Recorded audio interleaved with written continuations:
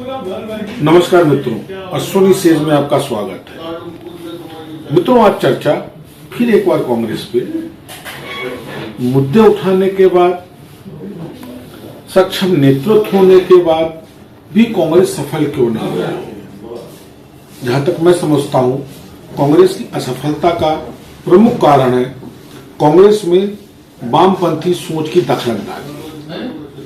विरोध के लिए विरोध ये राजनीति में कहीं से भी स्वीकार्य नहीं है। व्यक्तिगत विरोध ये भी स्वीकार नहीं है, और नीतिगत विरोध में कांग्रेस वो प्रस्तुतिकरण नहीं दे पा रही है जो कांग्रेस को करना चाहिए।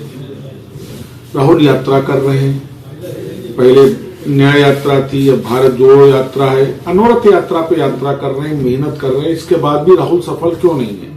उसका मेन कारण है कि कांग्रेस की जो सोच वामपंथी प्रभावित है। विरोध होना चाहिए, लेकिन विरोध ना तो व्यक्तिगत होना चाहिए, ना विरोध आधारहीन होना चाहिए। विरोध तर्कसंगत, न्याय संगत और सकारात्मक सोच के साथ होना चाहिए। कोई नीति है, नीति का अगर आप विरोध कर रहे हैं तो उस विरोध के सापेक्ष आपकी क्या नीति है, ये भी जरूरी है, जिसमें कांग्रेस असफल हो रही है। दुर्भाग्य, कांग्रेस नेतृत्व आज भी इन गलतियों को सुधारना नहीं चाहता। कारण आज भी कांग्रेस में चाटुकारिता प्रभावी है। हालांकि सैने ये चाटुकारिता कम होती जा रही है। जिस तरीके से कांग्रेस को समर्पित नेताओं ने पार्टी से बिलगाव किया, अलग हटे, उससे कहीं तो दिख रहा है कि क्या कांग्रेस में चाटुकारिता की कमी आ रही है। परंतु इस चाटुकारी राजनीति ने ही कांग्रेस को आज हाशिए पे ला दिया। निसंदेह ये मानने में और ये कहने में मुझे कोई गुरेज नहीं है कि कांग्रेस अस्तित्व में तब तक है जब तक ये गांधी परिवार है। परंतु गांधी परिवार की यशमनशिप का ये मतलब नहीं कि कांग्रेस का राष्ट्रीय अध्यक्ष केवल उतना ही बोले जितना गांधी परिवार चाहता है, केवल विरोध की बात करे, सकारात्मक नहीं होनी चाहिए। आज मैं टीवी देख रहा था, राज्यसभा में भाजपा सांसद ने ये प्रस्ताव पेश किया कि जो वर्शिप प्लेस एक्ट है ये असंवैधानिक है, इसको समाप्त किया जाना चाहिए। और उसके बाद उन्होंने कुछ तर्क प्रस्तुत किए। अच्छा लगा कि इस प्रस्ताव के साथ उनकी स्टडी है जिसमें कांग्रेस फेल होती है। कांग्रेस केवल विरोध के लिए विरोध कर रही है। मुझे नहीं समझ में आता कब कांग्रेस की शीर्ष नेतृत्व इस हकीकत को आत्मसात करेगा, जबकि आज भी कांग्रेस के पास राष्ट्रीय और अंतर्राष्ट्रीय स्तर के नेता हैं, अनुभव है, अच्छा खासा बाहुबल है।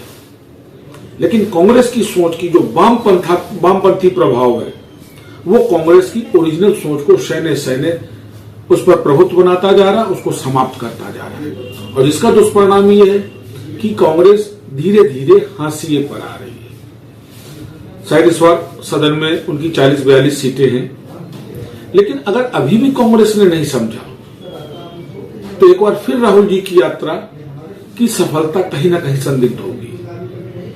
भारत केवल यात्रा से नहीं जुड़ेगा, भारत वास्तव में तब जुड़ेगा जब एक आम भारतीय की भावनाओं का प्रस्तुतिकरण कांग्रेस करेगी, और इसी का फायदा भाजपा उठा रही है। कांग्रेसी नेताओं के अमर्यादित, असंबंधित, व्यक्ति, वर्ग, धर्म, जात विरोधी बयान, इससे वोट बैंक जुड़ता नहीं है। इंदिरा जी के समय में भी तो था। अल्पसंख्यकों की बात करने वाली कांग्रेस ने हकीकत तो ये कि अब तक अल्पसंख्यकों के लिए कुछ किया ही नहीं। आप सोचिए, 17 से 22% की आबादी और 5 शीर्ष नेता नहीं, क्या ये मजाक नहीं?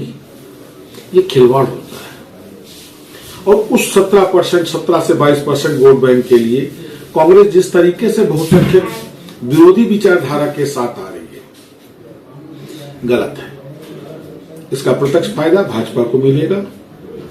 तो अब जरूरी है कि कांग्रेस अपनी वामपंथी सोच से निकले और वास्तव में जो भारतीय जनभावनाएं हैं, जात धर्म से हट करके जो जरूरत है एक आम भारतीय,